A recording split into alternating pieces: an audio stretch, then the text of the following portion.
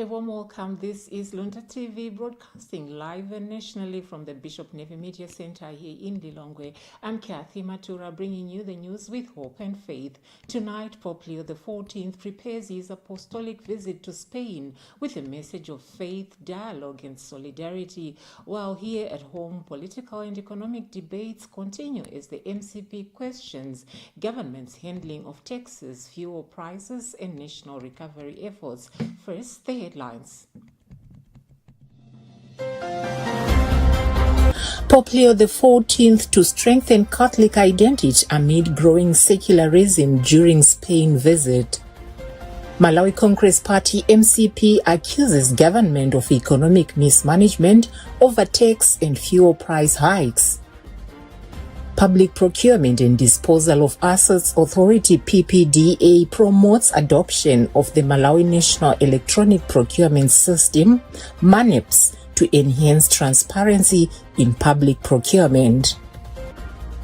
In our special report this week, Cherit Chilanga examines how a classroom discussion at the Catholic University of Malawi has sparked a community-based rural development initiative in Mchemani Lilongwe, turning academic learning into practical skills training.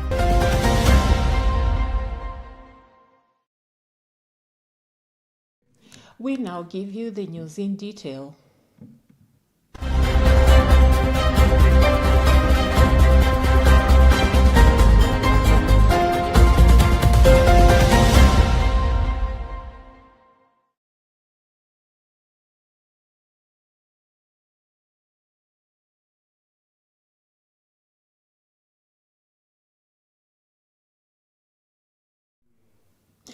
In news from the Holy See, Pope Leo XIV is set to begin a 6-day apostolic visit to Spain on Saturday, 6th June, bringing a message of faith, dialogue and solidarity to a nation facing growing secularism and political polarization. The visit will include stops in Madrid, Barcelona and Canary Islands, where the Pope is expected to highlight the challenges faced by migrants arriving from Africa. Crooks Now report read by Tandiwe Mzumara. Speaking to the international press ahead of the trip, Vatican spokesman Matteo Bruni said the Pope will also address hot-button issues such as migration, as well as dialogue between the Church, politics and culture as a remedy to polarization and the need to pursue peace at a time when the use of weapons is being justified. In this sense, Bruni said the Pope will reflect on the role of the Church in Spain and more generally of the Church in Europe in light of its history, its entire history, as a precious treasure in times of greatness and in times of crisis. Pope Leo's itinerary in Spain, a trip that holds the motto "Lift Your Gaze," is jam-packed with official state events, liturgies and moments of prayer, outings to charitable initiatives and cultural moments. A highlight will be his Mass and procession for the solemnity of Corpus Christi, as well as his visit to the Cathedral of Holy Mary of Almudena, where he will pay homage to the local devotion. The Pope will also meet with young people, bishops and members of the diocese, and will preside over several prayer events before moving on to Barcelona. His stop into Barcelona is centered on perhaps the most highly anticipated event on his schedule, the blessing of the recently completed Tower of Jesus Christ of the Sagrada Familia, the Basilica of the Holy Family, topped by a white cross, which makes it the tallest church in the world. He will then move on to the Canary Islands, where, according to Bruni, he will likely address the struggles of migrants and speak of Spanish missionary efforts. Pope Leo will stop in Las Palmas, where he will meet with organizations assisting migrants, hold an encounter with bishops, priests, deacons, religious seminarians and diocesan workers, and celebrate Mass. On his last day in Spain, the Pope will visit Tenerife, where he will meet with migrants and organizations involved in integration efforts before celebrating Mass and boarding his return flight to Rome.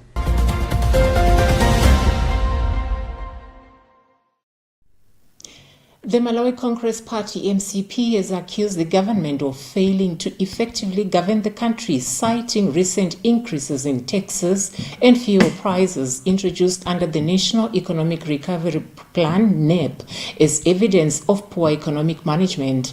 The MCP Publicity Secretary Jessica Bwila was responding to Minister of Finance Joseph Mwanamveka's remarks made during the National Economic Recovery Plan consultation meeting, in which he accused MCP-led government of mismanaging the economy. More in our report filed by Gift Kalonga. Kabwira said their party is committed to offering alternative policy direction on how the economy can be better managed. She argued that the current administration is failing to address key economic challenges affecting Malawians. Kabwira further said the government's decision to increase taxes and fuel prices reflects poor economic management. She added that MCP will continue to provide checks and alternative ideas aimed at improving the country's economic situation. They are people who belong in prison, a good number of them. They are answering charges and they don't know what they're doing. So, frankly, I for one would like to tell the Minister of Finance politely that I think you are in too deep. You don't know what to do, and stop lying to Malawians. Malawi Congress Party did not choose. On his part, political analyst Peter Mumba said there is a lack of transparency and accountability among politicians, which is slowing down development in the country. He further called for a thorough review on how public debt has been utilized to ensure it contributes effectively to the national growth. Because what is lacking now is accountability in this country. Okay, by the time MCP was taking this government, how many people? How much was there in terms of debt? So we need to know as a country. When we recently following by the Minister of Finance, they said they left this government with closer to about 4 trillion or so. Meanwhile, International Monetary Fund officials are expected in the country for fresh talks with government on the Extended Credit Facility (ECF) program, an opportunity for Malawi to strengthen efforts aimed at improving the economy. For Luntha News in Lilongwe, this is Gift Kalonga.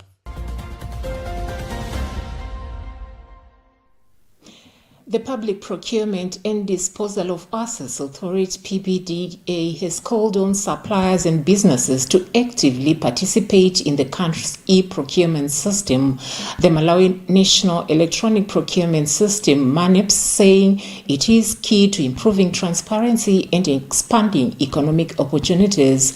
In his opening remarks for a 2-day training for suppliers within and outside Lilongwe at Sunbed Capital Hotel in Lilongwe, PPDA Acting Director General Timothy Kalembo said the system, which became operational on 1st April 2026, is being implemented in line with government policy that requires all public entities to conduct procurement electronically.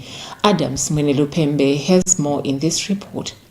According to Kalembo, close to 5,000 suppliers have already registered on the Malawi National Electronic Procurement System (MANEPS), with the authority targeting between 10,000 and 15,000 active suppliers nationwide. Kalembo further revealed that there are currently 272 tenders that are ongoing and encouraged suppliers to register and seek assistance through support centers established at its Area 3 offices in Lilongwe. He has since called for greater participation by the private sector, noting that it will contribute to the realization of the Malawi 2063 development agenda. PPDA is to regulate public procurement processes in the country, and this is done between public entities and the suppliers coming from private sector. So it is within our regulatory mandate to ensure that the suppliers are also built their capacity to ensure that they participate in public procurement processes. Meanwhile, suppliers have welcomed the initiative, describing it as a step towards greater transparency and accountability in public procurement. Rachel Varzi of Naval Systems said the training has helped participants to understand how to register and use the system, while also reducing opportunities for corrupt practices that existed under previous manual processes. In the past, with the past system, we would directly deal with the clients. So for the clients, there were some demands they were making, some corrupt practices. People would demand money, but with this system, we'll be able to just pay. PPDA says it will continue conducting similar trainings across the country to ensure more suppliers are registered and able to access government procurement opportunities. For Luntha News, this is Adams Mwenerupembe.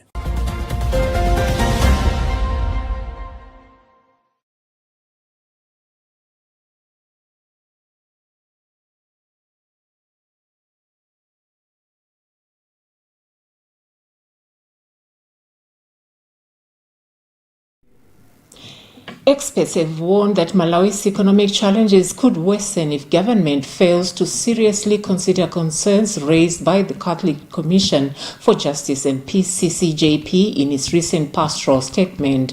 Good governance expert Dr. George Chaima made the remarks while commenting on the statement, in which CCJP highlighted a number of challenges affecting the country, including the continued politicization of public appointments, foreign exchange shortages, rising crime rates, inadequate access to justice, and lack of judicial accountability. Emmanuel Chiwocha has more. Speaking in an interview with Luntha Television, Dr. Chaima said the issues raised by CCJP reflect the realities many Malawians are currently facing. He described the situation as worrisome, especially considering that Malawi is endowed with abundant natural resources. Dr. Chaima stressed the need for government to reform the way public institutions operate, urging that appointments should be based on merits rather than political affiliation. He also pointed the persistent foreign exchange shortages and increased crime, including attacks on persons with albinism, as a sign that urgent action is needed to restore public confidence and drive national development. It is a general concern for all Malawians. You know, it's sometimes very aching if any nation on earth calls you the poorest country in the world, while you have leadership placed on the political stage to govern states. Social commentator Lagembewe also commended CCJP for speaking out, saying the commission was fulfilling its mandate of promoting justice and good governance. He noted that the statement has come at a critical time and urged government to treat the concerns raised as constructive criticism aimed at finding solutions to the country's challenges.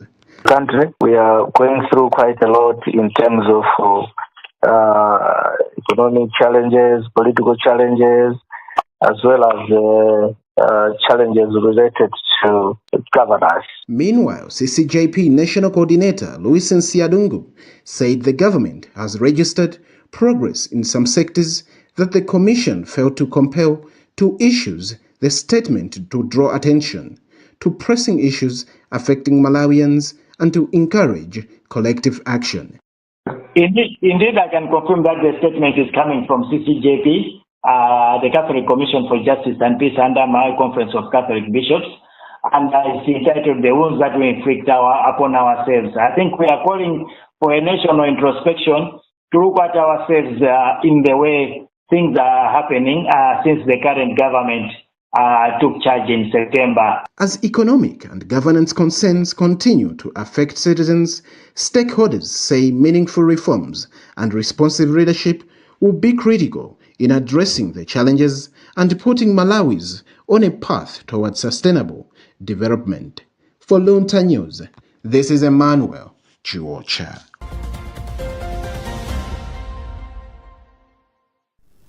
You're watching news live from the Bishop Navy Media Center here on Luntha TV. We give you a recap of the top stories making the headlines before we proceed. Pope Leo XIV to strengthen Catholic identity amid growing secularism during Spain visit. Malawi Congress Party MCP accuses government of economic mismanagement over tax and fuel price hikes. Public Procurement and Disposal of Assets Authority PPDA promotes adoption of the Malawi National Electronic Procurement System, MANEPS, to enhance transparency in public procurement. In our special report this week, Cherit Chilanga examines how a classroom discussion at the Catholic University of Malawi has sparked a community-based rural development initiative in Mchemani Lilongwe, turning academic learning into practical skills training.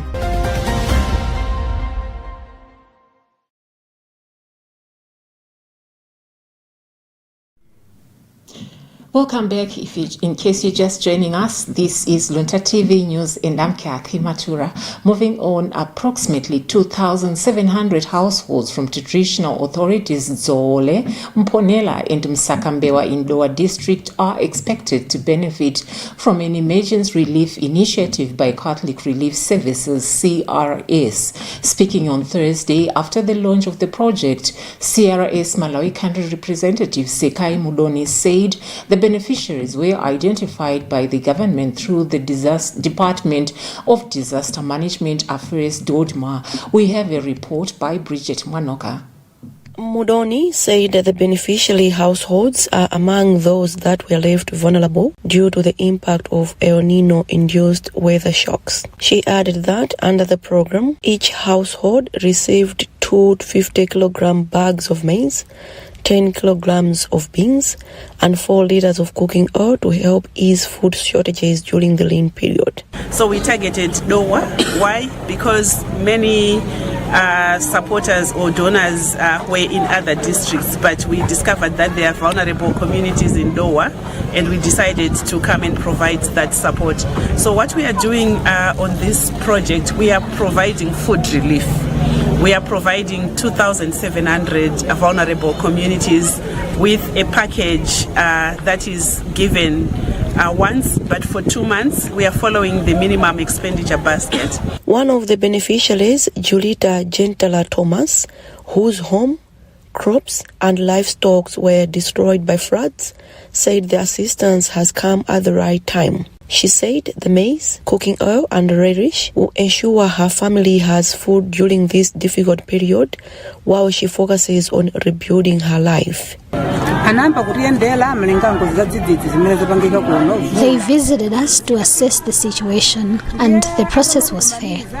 I was selected because my house, crops and livestock were washed away. I am truly thankful because the support has come at the right time. I am one of the beneficiaries receiving maize, cooking oil and relish, and this assistance will help my family during this difficult period. It will also allow me to focus on rebuilding my life. Dowa District Council Director of Planning and Development, Filimoni Maseko, praised the CRS for the intervention, saying it implements government efforts to support communities affected by disaster-related shocks. As a council, we are very happy to the donors and also to the organization which has funded. But also as the council, we are pleading with all those beneficiaries who have got the relief items today that they should take care of them. They should not sell, but wherever possible, they can share with those households which have not been reached out. The $500,000 program, which will run from June to July, aims to provide urgent food assistance to vulnerable households affected by recent shocks. Government has allocated 250 million kwacha for the Constituency Development Fund across constituencies to support recovery and resilience efforts for affected communities. Bridget Mwanoka, Luntha News.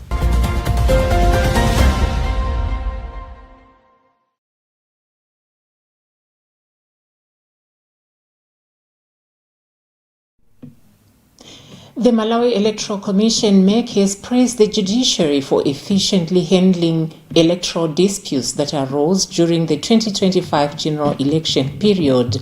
MEC Chairperson Justice Annabel Mtalimanja made the remarks during a review meeting with stakeholders from the legal and judicial sector in Lilongwe. Here is Judith Organ with the details. Nsalimanja said the commission recorded more than 80 electoral cases from the nomination stage up to the announcement of results, with most of the matters already concluded by the court.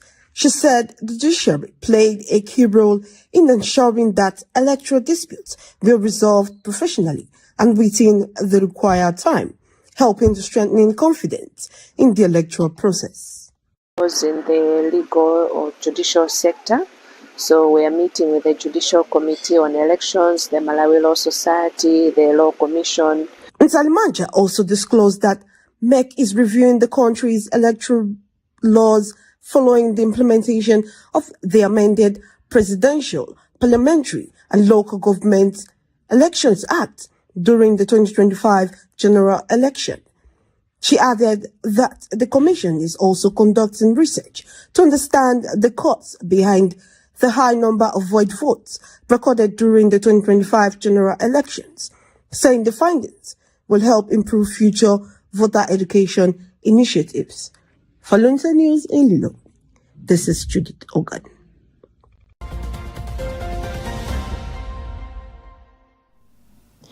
Lilongwe City Mayor Alex Banda has commended CTS Courier for its continued investment in improving parcel delivery and collection services following the opening of a new office in Mtandiri. Speaking during the launch on Friday, Banda described the development as a significant step towards improving access to courier services for residents, especially those in densely populated areas. More in this report by Bridget Manoka. Banda noted that the expansion will help reduce the distance people travel to access such services while also contributing to economic growth within the community. He further urged the company to prioritize employing people from Mtandile and surrounding areas as one way of improving the livelihoods of young people, stressing that job creation remains key to sustainable development. That's important because, in Malawi, in the Luntha City, we have more than 25% of disabilities. So as the city school opened their branch here, it is important to employ the youth because more youth is here jobless. CTS Courier Marketing and Communications Manager Mike Kalumbi said the company aims to reach everyone as some customers currently travel long distances to send and receive parcels. He added that the new branch will help decongest existing offices and improve efficiency in service delivery. Today we have another branch here in Mtandile. This is our branch number 35 nationwide because we are currently operating in cities only. So it's Luntha, Zomba, while we are waiting for license to operate in district. So this means a lot to us because we are growing and we want to reach, to have maybe close to 60 branches in cities, and we think we will manage with the pace that we are moving. And today we are having this branch and then we are following the request made by people around this place. Kalumbi also commended the government and the Malawi Communications Regulatory Authority MACRA for the strong working relationship that continues to support the growth of the courier sector. CTS Courier now has a total of 35 offices across the country, with 14 located in Lilongwe City, and plans to expand further into underserved areas. Bridget Manoka, for the news.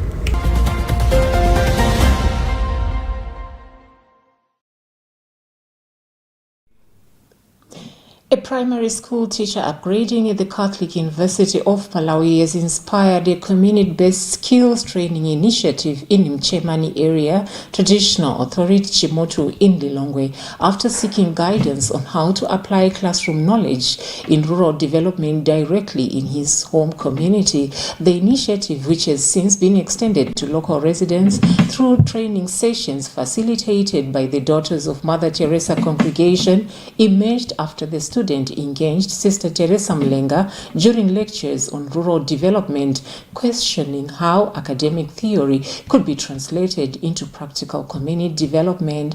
In our special report this week, Cherry Chilanga looks at how a simple classroom conversation has evolved into a grassroots empowerment program aimed at improving livelihoods through practical skills such as soap making, biochar manure production, and glycerin processing. The Catholic University of Malawi has been promoting rural development studies aimed at equipping students with knowledge that can be applied to improve living standards in their home communities.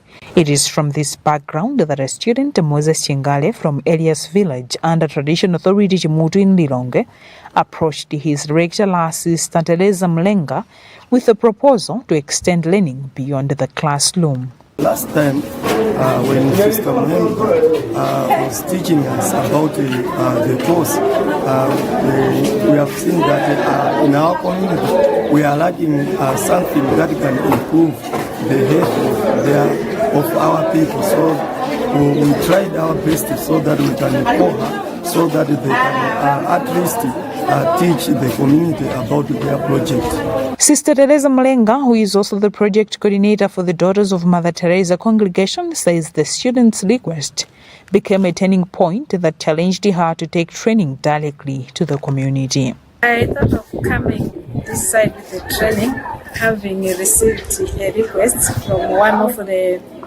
students who is studying with us at the Catholic University of Malawi, St. Thomas More Satellite Campus.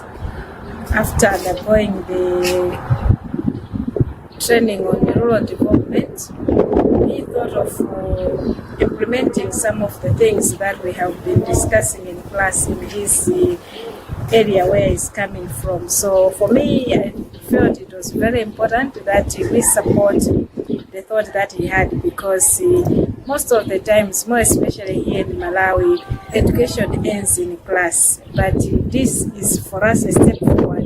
We're moving away from just a classroom setup to look at the implementation of what is being taught in class. She explains that the initiative aligns with the congregation's mission of uplifting communities through practical empowerment, particularly in areas such as environmental conservation, food security, and skills development. Also, us as Teresian sisters, with our charism of liberating people from the different forms of slavery, we also felt that this is an opportunity for us to be able to help this community to improve the living standards of the people. Mchamani Primary School head teacher Gabriel Jumbe says the idea gained momentum after the students shared the plan with school authorities, who then mobilized community leaders and school committees to receive the training. He says residents have shown strong interest in the practical skills being introduced, particularly soap making, glycerin production, and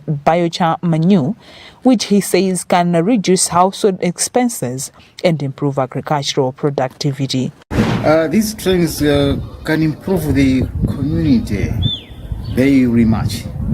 Just because when they are indulging themselves in the business like rearing chicken, the community people can have money using through those chickens, and when they can be involved in these small businesses like making soaps, making oils, this can assist them to generate funds, generate money in their families as well as the community.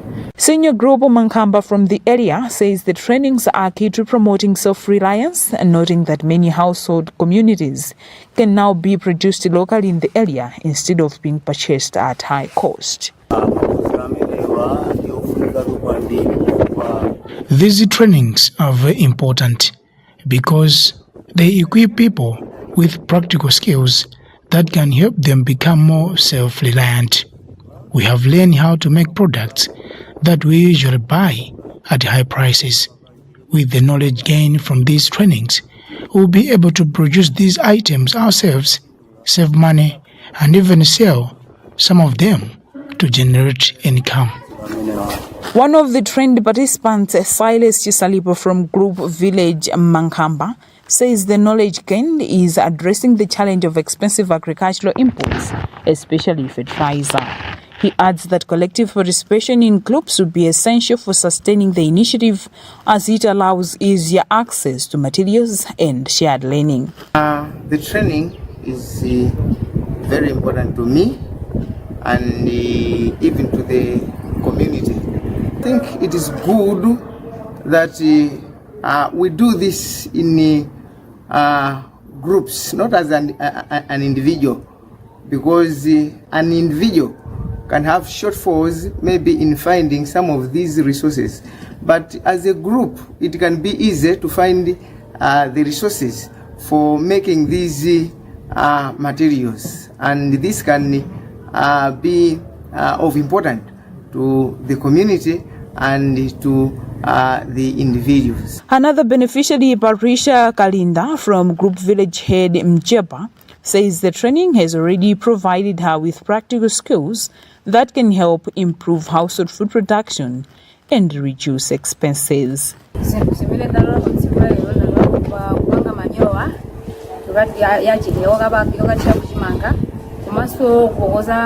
the first day, I learned how to make biochar manure and glycerin. These are very useful skills because the manure will help improve my field's productivity and increase crop yields. As for glycerin, I will be able to make my own instead of buying it, allowing me to save money that can be used for other important needs.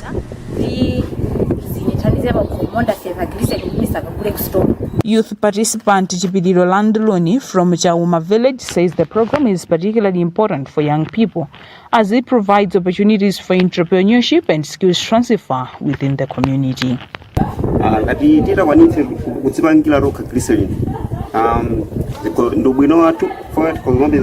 These trainings are very important to us as the youth because the skills we have acquired will help us produce different products such as glycerin, which we can sell to generate income. We are not stopping here.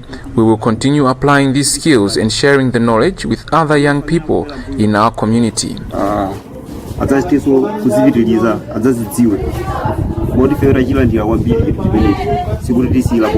Teresa Mlenga says she was encouraged by the enthusiasm shown by community members, noting that the intervention will now expand to include structured training in environmental conservation, food security, and small-scale business development. She further says the congregation plans to strengthen follow-up activities to ensure sustainability of the skills introduced in the area. We have a number of interventions after the discussions with the community that we feel maybe that they would be helpful. For instance, we will be looking at environmental conservation as one aspect, and also food security, but also skills development, in which we shall train the community in the different areas like soap making, Vaseline, glycerin, so that the people are also able to do some different types of business. Head teacher Gabriel Jumbe says local leaders are now planning to formalize groups and invite traditional authorities to broaden participation, ensuring the skills reach a wider section of the community. He says the initiative is expected to continue with additional outreach sessions involving the wider community and further collaboration with Sister Mlenga and her team. Senior Chief Group Mankamba has shown an interest whereby as soon as we completed our meeting there in the classroom, we said that we are to invite all the chiefs around the area and so that they should come and share them whatever we have learned today.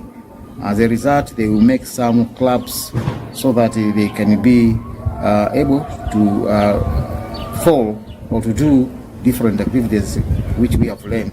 The development in Mchemani only shows the glowing link between academic learning and community transformation, showing how classroom knowledge, when applied locally, can contribute to improved livelihoods, entrepreneurship, and rural development.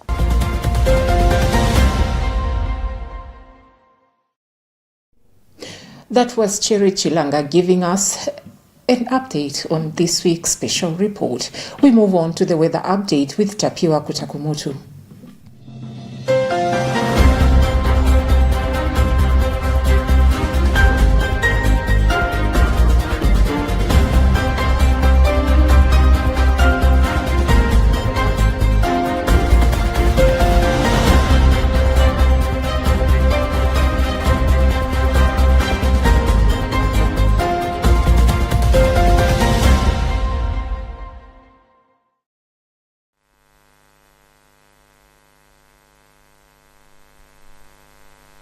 Good evening, and it's time for weather forecast. Cold to cool temperatures were experienced over most areas this morning, with Nyika Plateau and Lobi Indeja reporting the lowest at 10 degrees Celsius, followed by Mount Mulanje, Chitezen Lilongwe and Malingunde, which reported 11 degrees Celsius. We are currently expecting clear skies accompanied by cool to mild temperatures to persist over most areas tonight and during morning hours, but we should expect partly cloudy conditions accompanied by isolated rain showers tomorrow in the afternoon. This is all due to the influence of this incoming high pressure system, which will be converging with fairly moist and warm easterlies, which will be coming into the country, influencing generally partly cloudy conditions tomorrow in the afternoon hours, accompanied by isolated rain showers. Tonight, we are expecting clear skies to persist over most areas in the south as well as the central, accompanied by cool to mild temperatures, while partly cloudy conditions should be expected over the north. Similar conditions are also expected tomorrow in the morning hours, accompanied by fog patches in some areas, especially over the valleys. Temperatures will feel mild tomorrow in the morning hours over most areas in the south, such as Luntha and Manza, which are being forecasted at 18 degrees Celsius, 20 over Mangoshi, but we should expect generally cool conditions over the central as well as the northern part of the country. Looking into the afternoon hours of tomorrow, we should expect partly cloudy conditions over the southern part of the country, the central as well as the north, accompanied by isolated rain showers. Temperatures will feel hot tomorrow in the afternoon over most areas such as Ngabu and Isanje, which are being forecasted at 33 degrees Celsius, 30 over Mangoshi and Monkibe, but warm conditions will be persisting in some areas over the central as well as the northern part of the country, such as Mzimba and Mzuzu. Looking into Sunday, we should also expect partly cloudy conditions to persist over the southern part of the country, the central as well as the northern part, accompanied by isolated rain showers. I'm Tabua Kutakumodu. Be wise, be weatherwise.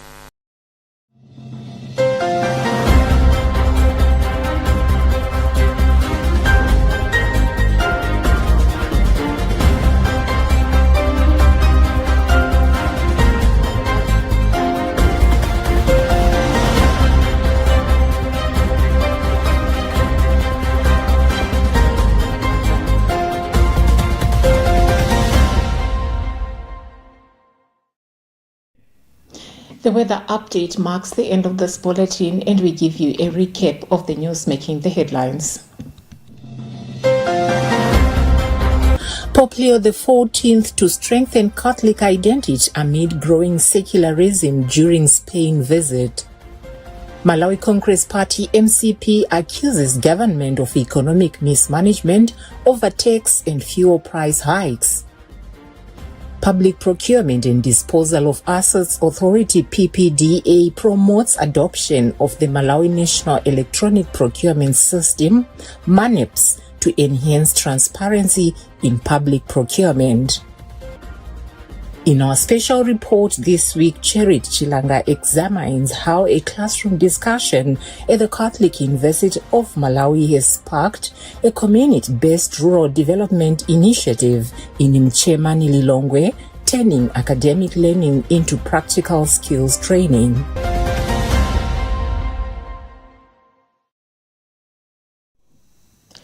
From all of us here at Luntha TV, thank you for choosing us. I'm Kathy Matura. May faith continue to strengthen us. May wisdom guide our leaders, and may hope rise in every home across Malawi. Goodbye for now.